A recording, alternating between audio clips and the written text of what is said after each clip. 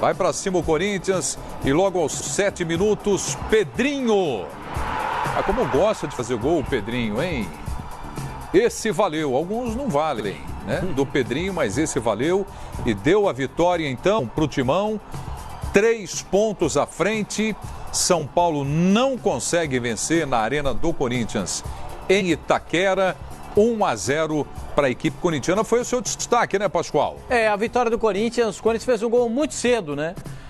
Com aproximadamente 10 minutos. E depois o Corinthians começou a jogar dentro do seu modelo. Recua o time, impede o adversário de conseguir jogadas ofensivas e o São Paulo não tem muita criatividade, não conseguiu muita coisa. O Corinthians até o final da partida teve mais finalizações do que o São Paulo, 14 finalizações do Corinthians e apenas 6 do São Paulo Futebol Clube, dando uma demonstração de que o time do Corinthians, quando joga na sua arena, quando tem o seu torcedor, a torcida ao seu lado, realmente o time é muito forte. 1-0 para o Corinthians, gol do Pedrinho, e continua a do São Paulo de não vencer na Arena do Corinthians. Corinthians mais uma vez confirma que contra o São Paulo consegue bons resultados e dessa vez 1-0, um placar logo do início, o time confirmou depois. Corinthians dá um salto de qualidade na tabela, vai para 11 pontos, fica a 5 pontos do líder, que é o Palmeiras. Por isso é que o Filipão falou que ele não vê o Palmeiras como campeão na 5ª rodada ou na 6ª rodada do campeonato, porque algumas equipes se aproximam e uma delas é o Corinthians, que já tem 11 pontos, fazendo um jogo do seu modelo. A torcida saiu satisfeita, ganha mais um clássico, mas em alguns momentos a torcida do Corinthians ficou apreensiva. Pois é, a Arena prestigiando aí o time do Corinthians é sempre uma grande força, né, Zinho? O time jogando em casa e um clássico que os dois times adoram jogar, né? Assim, o fator campo, né, num clássico desse sempre dá vantagem para o mandante. E no caso o Corinthians aproveita muito bem isso. No seu estilo, né? Muita gente diz que o jogo do Corinthians é o 1-0, é a goleada, né? Mas o Corinthians, para mim, principalmente no primeiro tempo, foi melhor do que o São Paulo. Teve mais a iniciativa do jogo, né? Ficou mais com a bola, assim, buscando mais a parte ofensiva. Achei o São Paulo um pouco, os seus principais jogadores não conseguindo render. O Antony, né, que é o garoto que apareceu, surgiu, revelação, não fluindo o seu jogo. Hoje ele colocou o Hudson no meio, né, fazendo ali aquela dupla de volante com o Tietê. Botou o Rodrigo Bueno, né, de início logo como meia centralizado. O Vitor Bueno. Desculpa. O Vitor Bueno e o Everton aberto pela esquerda com o Pato. Ele dizia que era o seguinte, o Vitor Bueno com o Pato não seria atacante, não seria o homem de ficar lá na área. Ele não quer que os dois fiquem de costas. Mas aí você não tinha referência, os dois saíam para o meio para jogar. O meio-campo do Corinthians marca muito forte, então eles também não encontravam esse espaço.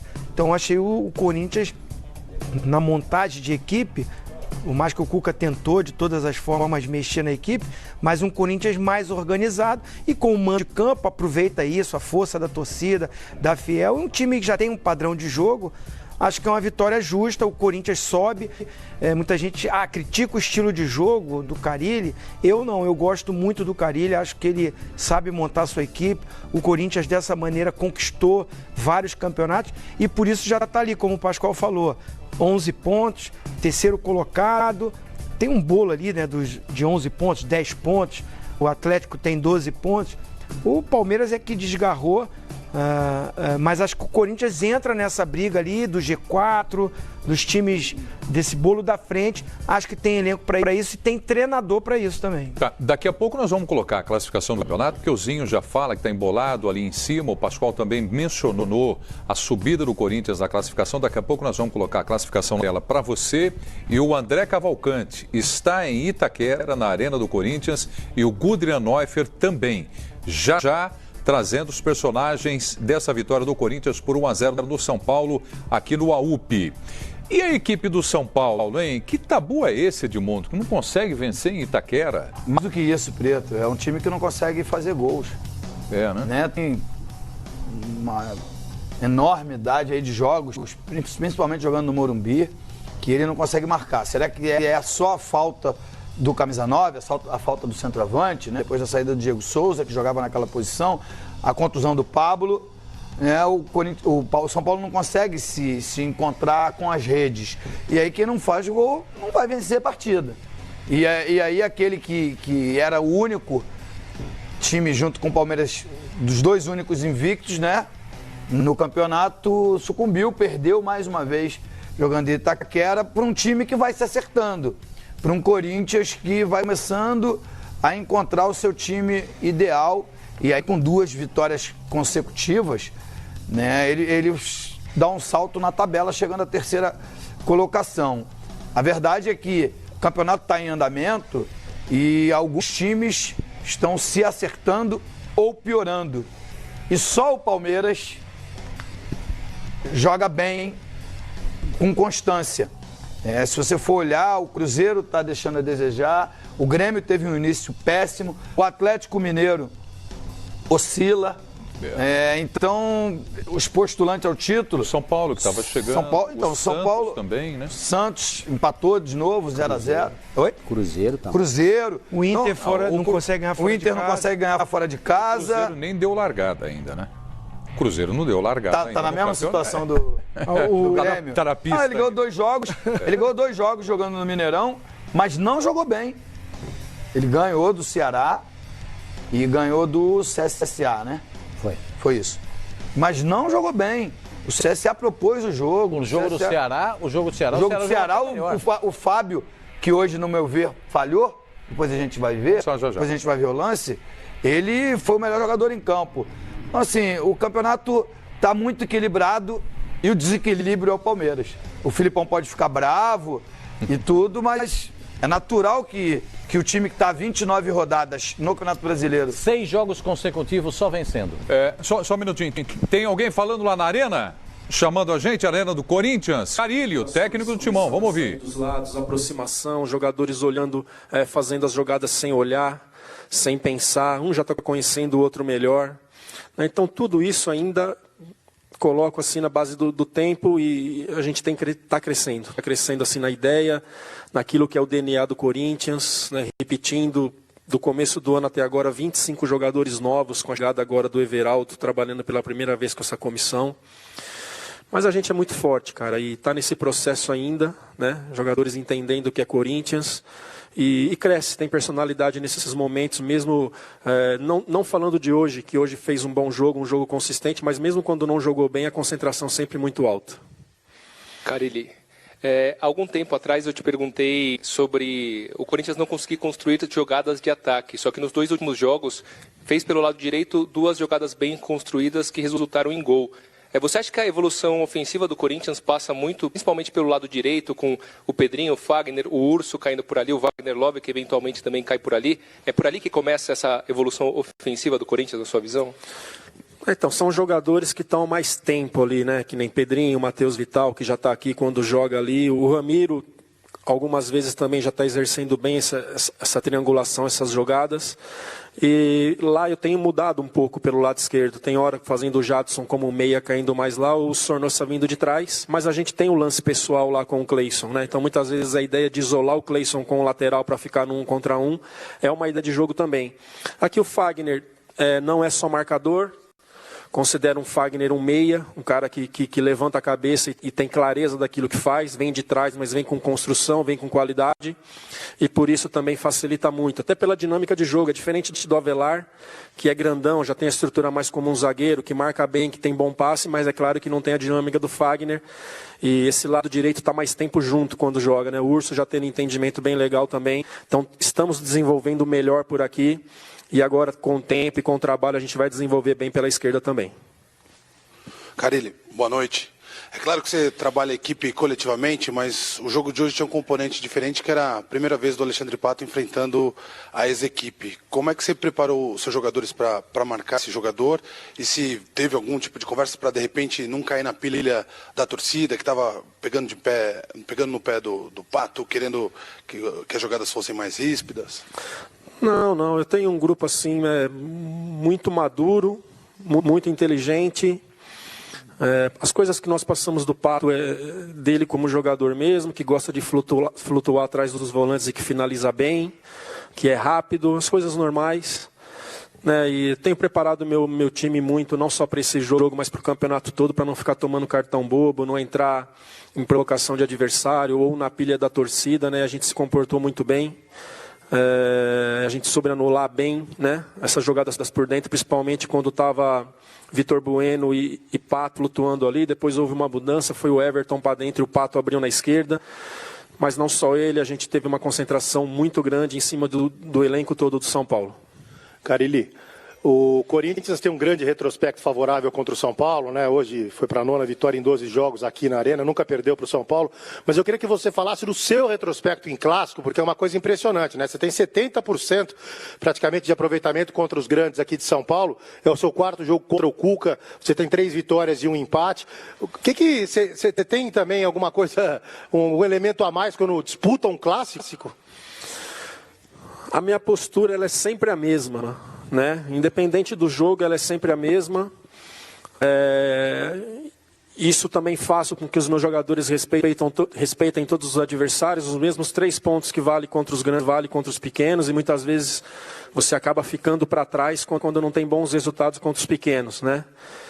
Então, mudo. Está aí o Emerson, que acompanha todas as minhas preleções. Tem acompanhado esse ano, tem acompanhado o trabalho. Estão pregando respeito mesmo a todos e a equipe sempre dando uma resposta muito boa nesses grandes jogos. Fábio, já são 3 jogos levar gols, né? Campeonato Brasileiro, Copa Sul-Americana. Arrumando a casinha lá atrás, como a gente fala, fica mais fácil de conseguir encontrar um time do meio para frente? Não, então, ali atrás eu estou satisfeito há um bom tempo, cara. Há um bom tempo eu estou satisfeito ali. A gente tomou 3 gols contra o Bahia, mas veio de uma sequência ali de título paulista, um jogo para reverter contra a Chapecoense. O cansaço ia bater em um jogo e a gente não sabe qual momento tirar ou não, a gente fica na dúvida, e o cansaço bateu em Salvador, era nítido. Como também teve um jogo em casa, onde a gente sofreu, foi o Ceará, se eu não me engano. Também a gente sofreu em casa pela questão da quantidade de jogos. Agora sim, o meu maior trabalho está sendo esse entendimento, trabalho mais na base da conversa, com poucos treinamentos. Não treinei mais uma vez, para o Clássico, foi na base da conversa rápida ontem com o elenco e hoje na preleção, para deixar as coisas bem determinadas dentro de campo. Mas o próximo passo mesmo, e isso é mais demorado, é a fase de construção, porque destruir é sempre muito mais fácil do que construir. Tá aí o técnico Fábio Carille, a vitória do Corinthians diante do São Paulo por 1-0. Então todo mundo falou de classificação, da subida do Timão. Coloca a classificação atualizada pra gente do Campeonato Brasileiro até os jogos deste domingo, porque amanhã tem mais 2 partidas pelo campeonato. Palmeiras se isola na liderança depois da vitória contra o Botafogo, 16 pontos. O Galo perdeu, ficou com 12. E Corinthians foi para 11. Terceira posição assume aí o Corinthians, com São Paulo e Santos 11 pontos cada. Flamengo com a vitória do Maracanã, 10 pontos. Internacional e Bahia 10 pontos cada. Goiás tem 9, Botafogo tem 9. Essa próxima rodada agora o Goiás não joga, hein? Um jogo marcado com o Corinthians que não vai acontecer. O Atlético Paranaense. O Goiás joga amanhã, né? O Goiás joga amanhã. Da 7ª rodada, da próxima rodada. Nessa rodada que eu tô falando, ele tem 9, mas pode até subir, né? Se ganha o jogo dele. Sim, tem o jogo de amanhã contra a equipe do CSA.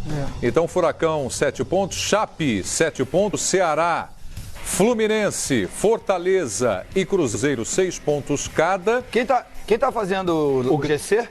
Por quê? Eu amo ele. Por quê? Ele botou a vitória do Vasco. Grêmio 5, Vasco vai para 5 pontos. Te amo! É o Zé da Sibéria. Zé da Sibéria. Avaí 3 pontos, CSA 3 pontos. Então aí a classificação do Campeonato Brasileiro. A vitória então do Corinthians. Carille, o torcedor já pode ficar mais tranquilo com o Carille para o Campeonato Brasileiro. Chega na 3ª posição. Briga pelo título, Timão? É uma questão de entendimento. O torcedor do Corinthians tem que entender, o Corinthians, todos buscam padrão de jogo. Perfeito? O Corinthians tem um padrão de jogo. Você pode gostar ou não gostar. É só uma questão de cada um aceitar. O Corinthians já foi campeão brasileiro nesse modelo, já foi com o Carille. Ah, mas o de 2015 com o Tite não era assim. Perfeitamente. Era um outro time. Jogava de uma outra forma. Esse padrão de jogo força na marcação, recua o time, tenta sair na frente logo de cara, como fez hoje contra o São Paulo, enrosca o jogo no meio-campo, inviabiliza as jogadas do time adversário, se posiciona, tenta sair na triangulação pelas laterais do campo. A gente sabe como é que joga o Corinthians. E o torcedor do Corinthians sabe. Pode gostar ou não gostar. Aí cada um tem o seu entendimento. Mas é o padrão de jogo do Corinthians. Como disse o Carille, ele já atrás e no meio já está definido. Agora ele precisa melhorar o padrão de jogo ofensivo. Precisa melhorar a fluência pelo lado do campo, precisa melhorar a velocidade da bola chegando no contra-ataque, precisa melhorar o posicionamento dos meias, dos atacantes ou do homem de finalização. São acertos que o Corinthians precisa fazer, mas o Corinthians tem um padrão de jogo. E a gente, a cada partida, o padrão de jogo do time do Corinthians. Ele já está elaborado, ele já está montado. O torcedor aceita, porque o time já é terceiro colocado no campeonato? É eficiente? Me parece que sim. Porque o Corinthians é tricampeão paulista, não era desde os anos 30 e já é terceiro colocado no Campeonato Brasileiro. Você pode não gostar, mas o Corinthians tem um padrão de jogo. O Thor manda mensagem pra gente aqui, a participação da turma através do Twitter. Então o Thor diz o seguinte: para mim o maior responsável por esse time ridículo do São Paulo é o presidente Leco. O Fagner colocou o time inteiro do São Paulo no bolso. O Thiago Neves... Deixa eu ver se é o jogador. Não, não é o jogador. Fez gol, né? Thiago Neves fez gol. Golaço. Fez um golaço. Ele disse assim: o Cuca acabou com o último suspiro que o Mancini havia nos dado.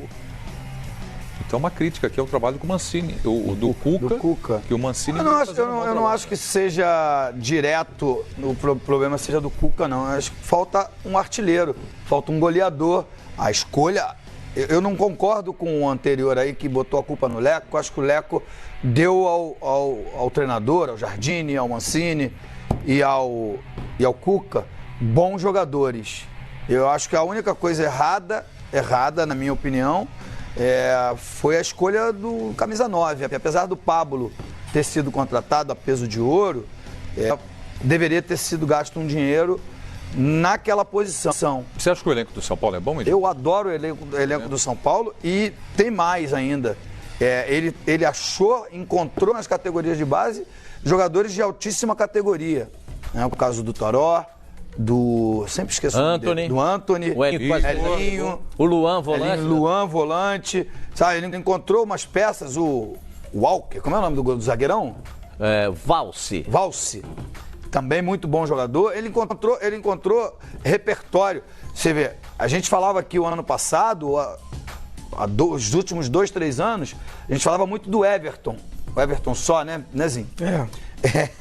Ele foi o jogador mais regular no Flamengo, foi o melhor jogador do São Paulo ano passado, naquela arrancada em que o São Paulo... Quando ele chegou. Virou titular, virou líder, e agora ele é reserva. Quer dizer, nesse jogo ele atuou como titular, mas ele virou reserva, porque o Toró foi expulso no jogo contra o Bahia e ele hoje voltou a ser titular. Então ele encontrou. Agora, o goleiro tem lá seus altos e baixos, mas não deixa a desejar quando é chamado à prova, mas o que falta é aí, ó, no momento final, na hora de botar a bola para dentro.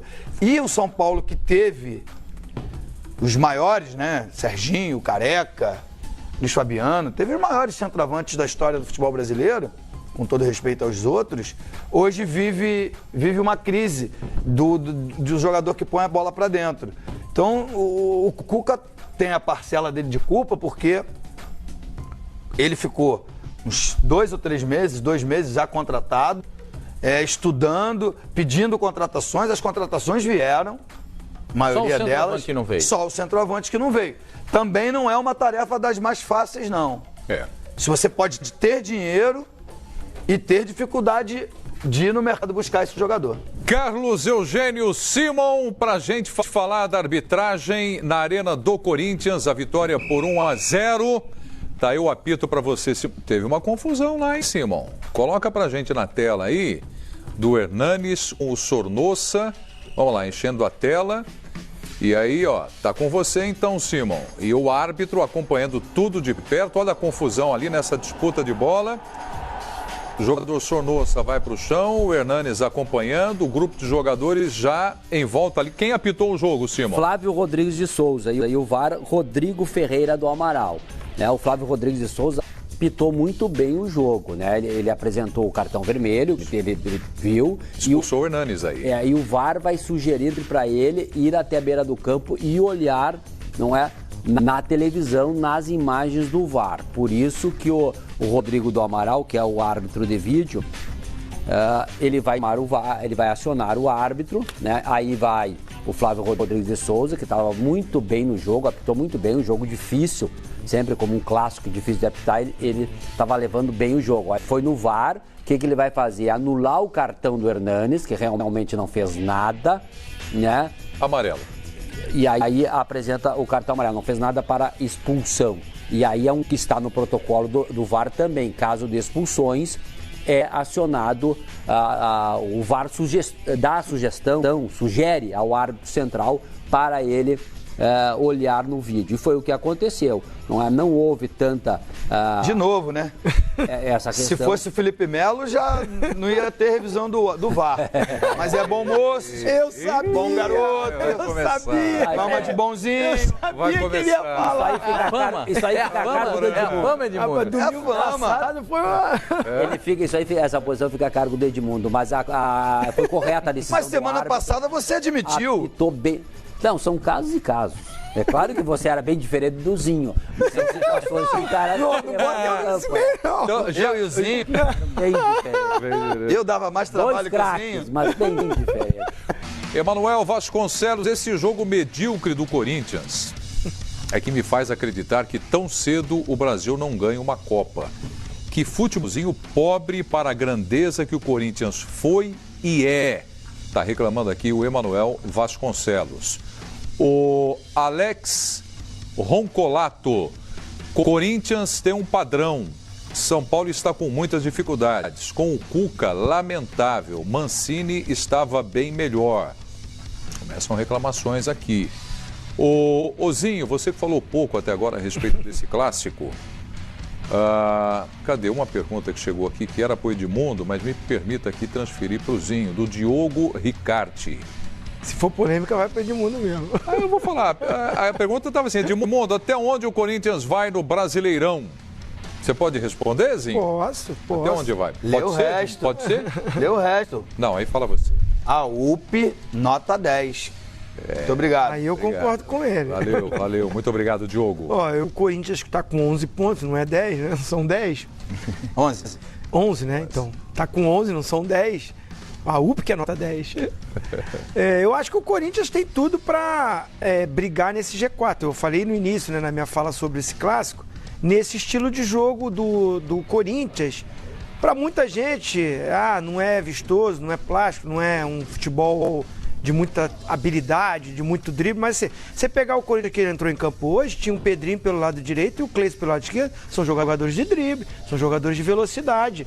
Né? Depois, no segundo tempo, até para bloquear mais esse meio campo, já que o Cuca também mexeu no seu time, o Cuca ele começou, como eu falei, com o Antony de um lado e o Everton do outro. Aí ele tira o Hudson de meio, que começou como volante, joga para a lateral direita, coloca o Igor Gomes e o Hernanes no time, abdica de um volante, né? Fica com mais meias, coloca o Elinho no jogo, bota a velocidade pelo lado, bota dois caras para chegarem à frente com o Pato. Aí o Carille, enxergando o jogo, é tática. Eu gosto muito disso. Ele bloqueia, ele tira os dois caras de velocidade do lado, coloca o Ramiro, né? Coloca o Ramiro e coloca também que entrou no lugar do Cleison. Matheus Vital, que são dois meias que recompõem melhor, que fecham mais o meio junto com o Sornosa, com o Júnior Urso, que fez um bom jogo, e com o Ralf. Então, assim, é montagem de estratégia para vencer, para conquistar. Tem gente que, assim, você só quer jogar bonito, todo exposto. O Corinthians teve 43% de posse de bola, o São Paulo 57%. Só que o Corinthians finalizou 14 vezes e o São Paulo só 8. Então, assim, é eficiência. Eu gosto desse futebol com eficiência, com estratégia, com boa montagem, com boa organização. Por isso eu acho que o Corinthians, ser campeão brasileiro, eu acho que o Palmeiras está bem à frente. Tem outras equipes que, como o Renato falou, o Grêmio pode decolar, está muito longe. O Flamengo, com seus altos e baixos, pode chegar. O Flamengo é mais a pressão interna. É mais a pressão em cima de tirar o treinador, é mais uma ansiedade muito grande que atrapalha o time. Agora o Corinthians não tem isso, porque o torcedor, como o Pascoal falou, Edmundo, eu acho que entende o jogo do Carille e apoia mais. É a proposta. Eu não sei dá um apoio maior. Não sei se foi o André Cavalcante, nosso brilhante repórter, que fez a pergunta para o Carille, mas perguntaram o que faz, como é que ele se sente sendo o rei dos clássicos, né? Porque ele ganhou todos os clássicos no Campeonato Paulista e o primeiro clássico do ano é o primeiro clássico do Corinthians no Campeonato Brasileiro. No Campeonato Brasileiro ele vence. Então, partindo dessa premissa, ele vai ter 2 jogos contra o Palmeiras. Se ele mantiver, ele pode ultrapassar. Só uma alusão aqui, eu estou só brincando.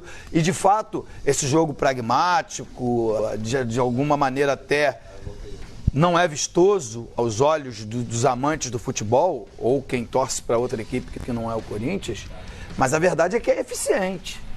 É eficiente. No momento em que aconteceu no jogo passado contra o Atlético Paranaense, um Jadson, um meia de ação, joga bem com a eficiência defensiva, com 2 homens de velocidade pelo lado e um centroavante de área que faz gol. Né? No caso hoje não foi o Wagner Love, mas no último jogo foi. Não, ele começou jogando o Wagner Love. Não, começou, que fez o gol, que eu digo. Sim. Um homem de área que marca gol, que faz gol, e o Corinthians tem 3. Embora os 3 não vivam. Hoje saiu o Wagner Love, entrou o Gustavo, que é o problema do São Paulo. Se sair o Pato, entra quem? Não tem. Não tem naquela posição. O Cuca tem que improvisar e aí hoje não a tem emenda fica pior que o soneto. Então, o que eu quero dizer é o seguinte: o Corinthians está páreo. Não vai só disputar esse campeonato, não. Ele vai lutar para ser campeão. Antes da gente ir para o Maracanã, para a vitória do Flamengo em casa, diante do Atlético Paranaense, o chamado vira-vira, um jogo emocionante o segundo tempo, principalmente no Maracanã. O Simon vai responder aqui a pergunta do Robson Macedo Souza. Simon, o Pato entrou em campo? Entrou em campo, tá? Antes até dizendo que, conforme o Jackson Pinheiro me falou, de 23 clássicos, 17 o Carille ganhou. Depois no tabelão ele vai trazer todos detalhados, quantos empates, quantas derrotas, mas ali na redação ele estava fazendo esse levantamento, então imagine o poder do Carille. O Pato entrou em campo. O Pato, na minha opinião, é bom jogador de futebol, não dá agora para pegar o Pato agora como culpado de tudo. Ele teve uma lesão há pouco tempo aí, um choque forte, não é? Numa entrada no jogo contra o Flamengo, e saiu. Enfim, mas tem que agora se adaptar ao futebol brasileiro novamente. Ele começou no Nacional muito bem, teve uma boa passagem pelos próprios São Paulo, né? Foi pro interior, voltou. Eu ainda acredito, eu acho que o Pato vai ter que agora o Cuca conversar com o Cuca qual é a melhor posição para ele, pelo lado esquerdo, mais centralizado, mas ele é um jogador diferenciado, não é? E tem condições sim de jogar muito bem na equipe do São Paulo. Olha, vamos fazer o seguinte. Vamos falar do Flamengo, mas antes de mostrar os gols aí do Maracanã, vou combinar uma coisa com vocês e com o pessoal aqui da bancada também, com todo mundo. Eu tô desde que começou o programa, o Edmundo é testemunha sempre aqui do meu lado, hoje o Zinho por aqui, vendo a quantidade de mensagens que vão chegando.